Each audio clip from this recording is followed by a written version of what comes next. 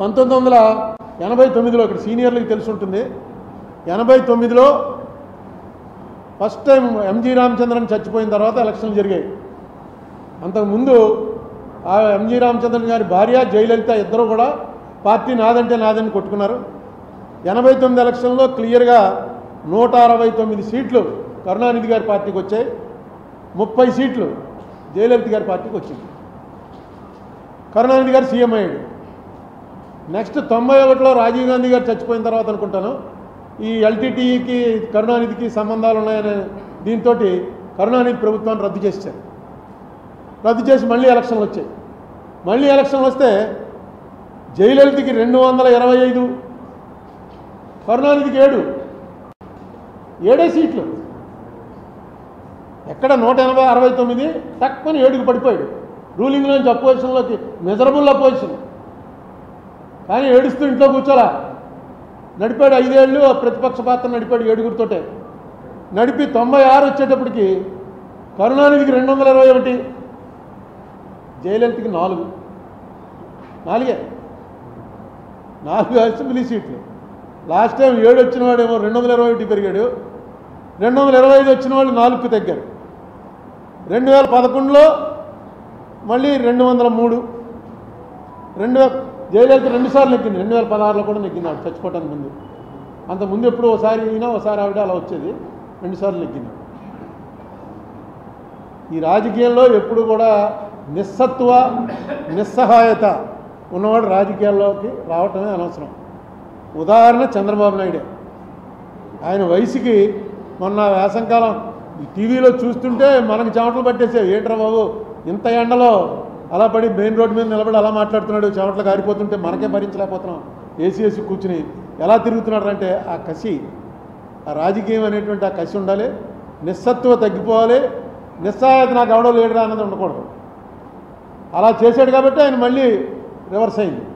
ఇప్పుడు జగన్మోహన్ రెడ్డి కూడా మా వాళ్ళని కొట్టేస్తున్నారు, ఇవన్నీ కూడా మామూలుగా జరుగుతూ ఉంటాయి. ఈసారి కొంచెం ఎక్కువ జరుగుతూ ఉండొచ్చు. జగన్మోహన్ రెడ్డి దీనికి మైనస్కి ప్రధానమైనటువంటి కారణం ఏంటంటే ఆయన చేసినటువంటి పనులు కక్షతో చేస్తున్నాడు అని మిడిల్ క్లాస్ జనం నమ్మారు. ఆయన చేస్తున్నటువంటివి రూల్ ప్రకారం చేశాడా, రూల్ ప్రకారం చేయలేదా అన్నది పక్కన పెట్టి, రూల్ ప్రకారం చేసినా రూల్ ప్రకారం కాకపోయినా ఇది కక్ష పట్టి చేస్తున్నాడు అని ఖచ్చితంగా మెజారిటీ ప్రజలు నమ్మారు. ఇంకా ఏ బడుగు బలహీన వర్గాల వాళ్ళు ఓట్లు నీకు వస్తాయనుకున్నావో ఆ బడుగు బలహీన వర్గాల వాళ్ళంతా కూడా రెక్కాడితే కానీ డొక్కాడని జనం. ఆ జనానికి 50 రూపాయల లిక్కరు 200 రూపాయలు దాటిపోతే తాకుండా ఉండలేని పరిస్థితి అనేక సంవత్సరాల నుంచి అలవాటు చేసాం. సాయంకాలం అయ్యేటప్పటికి ఇంటికి వెళ్ళేటప్పుడు లిక్కర్ వేసుకుని వెళ్ళడం అలవాటు అయిపోయిన వాళ్ళు ఒక్కసారిగా బడ్జెట్లో మార్పు వచ్చేసింది. మీరు ఇచ్చే ఎన్ని వేలు ఇచ్చారు, ఆటో డ్రైవర్కి ఇచ్చారు, తర్వాత చిన్న చిన్న పనులు చేసుకుంటున్న వాళ్ళకి ఇచ్చారు, 3000 రూపాయలు పెన్షన్ ఇచ్చారు, ఇవన్నీ కూడా కలిపి కూడా ఆ ఫ్యామిలీ బడ్జెట్లో తేడా వచ్చేసింది ఈ లిక్కర్ వల్ల. మీకు ఎలక్షన్లు పోవడానికి వాళ్ళకి డైరెక్ట్గా గవర్నమెంట్ తోటి సంబంధాలు ఉండవు. లాస్ట్ టైం కన్నా ఈవేళ బాగున్నావా లేదా, ఎవడు ముఖ్యమంత్రి ఎవడు ప్రధానమంత్రి, మామూలు పని చేసుకున్న వాళ్ళకేమీ అది ఉండదు. ఉల్లిపాయ రేటు గురించి ఒక గవర్నమెంట్ పడిపోయింది ఢిల్లీలో. నా బహుశా 70 80లోనో ఉల్లిపాయ రూపాయి ఉండేది 5 రూపాయలు అయింది. అంతే, వాళ్ళకి ఉల్లిపాయ నిత్యావసర వస్తువు తక్కువ ప్రభుత్వాన్ని దించేశారు. అలాగే ఇక్కడ సారా అన్నది ఎంత బలంగా పనిచేసిందంటే అది మొట్టమొదట పాపం ఫస్ట్ ఈ విషయం కనిపెట్టినవాడు ఎవడంటే స్టేట్ లెవెల్ లీడర్స్లో మన రాజమండ్రి ఆయన సోమవీర్రాజు లిక్కర్ రేట్లు ఎక్కువైపోయి 50 రూపాయలకి ఇస్తాం మేము వస్తే అని అంటే ట్రోలింగ్ చేసి తెగదిట్టేశారు సోమవీర్రాజుని. అదే చంద్రబాబు నాయుడు గారు డైరెక్ట్గా మీటింగ్లోకి వచ్చి చెప్పాడు 50 రూపాయలకే మీకు నాణ్యమైన లిక్కర్ ఇస్తాను మేము వస్తే అని. అది పనిచేసింది. సోమవీర్రాజు ఆ ముందే చెప్పాడు అది, ఎందుకంటే అతనికి ముందే వెలిగింది. ఇది దీనివల్ల చాలా ఫ్యామిలీస్లో చాలా ఇబ్బందులు అయిపోతున్నాయి ఆర్థికంగా. తర్వాత ఇంకా చంద్రబాబు నాయుడు గారు చేయవలసిన 1-2 పనులు ఏంటంటే డీలిమిటేషన్ వస్తుంది. డీలిమిటేషన్ వచ్చి సీట్ల సంఖ్య 700 దాటిపోతుంది. అందుకే పార్లమెంట్ కొత్త బిల్డింగ్ కూడా 700 దాటిన వాళ్ళు 800 మంది పట్టేలా కట్టారు. డీలిమిటేషన్లో మన పాత్ర కరెక్ట్గా, ఎందుకంటే సౌత్ మొత్తం మనకి ఇచ్చేటువంటి డబ్బు బాగా ఇప్పటికే చాలా తక్కువ ఇస్తున్నారు. అది నేను అనేకసార్లు మీకు లెక్కలన్నీ చెప్పాను. మనం ఆంధ్ర నుంచి 100 రూపాయలు వాళ్ళకి ఇస్తుంటే కేంద్రానికి వెళ్తుంటే ఆంధ్ర నుంచి మనకి వెనక్కి వచ్చేది 63 రూపాయలు మాత్రమే వస్తుంది. అదే ఉత్తరప్రదేశ్కి 100 రూపాయలకి 120 రూపాయలు వెళ్తుంది, బీహార్కి 140 రూపాయలు వెళ్తుంది. కారణం ఏంటంటే జనాభా అన్నారు. ఈ జనాభా తగ్గించమని కేంద్ర ప్రభుత్వం వాళ్ళు పెట్టినవన్నీ కూడా మనం ఫాలో అయ్యాం. సౌత్లో జనాభా తగ్గించాం, దానికి పనిష్మెంట్ ఇవ్వకూడదు కదా. జనాభా తగ్గించినందుకు మనకేదో ఇంటెన్సివ్ ఇవ్వాలి. ఇది కాకుండా ఇప్పుడు పనిష్మెంట్ దిశలోకి పోతుంది. ఇక రేపు పార్లమెంట్లో పరిస్థితి ఎలా వస్తుందంటే సౌత్ అంతా కలిపి 200 సీట్లు కూడా ఉన్నాం, వాళ్ళు 600 సీట్లు పెరిగిపోతారు జనాభా లెక్క. పెరిగిపోతే వచ్చేటువంటి ప్రమాదం, సౌత్కి వచ్చేటువంటి ప్రమాదాన్ని ఎలా నివారించాలి అనే విషయం కూడా సౌత్లో ఇప్పుడు ఉన్నటువంటి లీడర్స్లో చంద్రబాబు నాయుడు గారికి కనెక్షన్లో ఉన్న లీడర్ కాబట్టి, అన్ని పార్టీల్లో కనెక్షన్లు ఉన్నాయి కాబట్టి ఆయన చేసి దాని విషయం కూడా దృష్టి పెట్టాలి.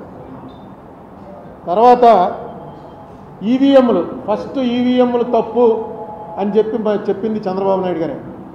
ఆయనతో పాటు ఉండేటువంటి ఆయన పార్టీ లీడర్ ఒక ఆయన హరిప్రసాద్ గారని, ఆయన అయితే అరెస్ట్ కూడా అయ్యాడు. ఆ ఈవీఎంలు చూపించి ఇవి ఎలా పనిచేయవో అన్నీ చూపించాడు. ఆయన ఎక్కడ నొక్కితే ఎక్కడికో వెళ్ళిపోవటం, ఇవన్నీ ఎలా ఉంటాయో చూపించాడు. చూపించిన ఆయన వాళ్ళు మీకు ఇప్పటికి కూడా ఈవీఎంల గురించి మొట్టమొదట మాట్లాడింది ఎవర్రా అని చూస్తే మనం చంద్రబాబు నాయుడు గారే అప్పు వచ్చేసాడు. దీని మీద కూడా ఏదైనా చేయండి. ఇవాళ ఎవరో వీడియో పంపారు, 20 లక్షల ఈవీఎంలు అసలు కనపట్టలేదుట. 60 లక్షల ఈవీఎంలకు ఆర్డర్ ఇచ్చారు, ఇంపోర్ట్ చేసుకున్నారు, 40 లక్షలు వాడారు. మిగతా 20 లక్షలు ఎక్కడో ఉండాలి కదా. ఎక్కడున్నాయని రైట్ టు ఇన్ఫర్మేషన్ అడిగితే ఎలక్షన్ కమిషన్ వాళ్ళు మాకు 40 లక్షలు ప్రభుత్వం ఇచ్చారు, 40 లక్షలు వాడామంతే, మాకు తెలియదు అన్నట్ట. ప్రభుత్వాన్ని అడిగితే ప్రభుత్వం మాకేం తెలిసి ఎలక్షన్ కమిషన్ అడగండి అంటుంది. 20 లక్షల ఈవీఎంలు దింపారు, అవి ఏమైపోయాయో తెలియట్లేదని ఈవేళ ఒక పెద్ద లీడర్, ఆయన కమ్యూనిస్ట్ లీడరు, ఆయన పెట్టాడు 20 లక్షలు ఏమైపోయాయి. ఇలాంటి వాటిని అన్నిటి నుంచి కూడా ప్రజల్లో అసలు అనుమానమే రాకూడదు. మనం వేసిన ఓటు కరెక్ట్గా దానికి వెళ్తుందా, ఇది మారిపోతుందా అనేటువంటి అనుమానమే రాకూడదు. చంద్రబాబు నాయుడు గారు ఆ విషయం మీద కూడా ఆయన దృష్టి పెట్టాలి. ఎందుకంటే మంచి అవకాశం వచ్చింది. బీజేపీ ఎన్డీఏ కూడా, ఎన్డీఏకి ఇండియాకి ఓన్లీ 2% కూడా పూర్తిగా లేదు, 2% ఓట్స్ డిఫరెన్సే ఉంది.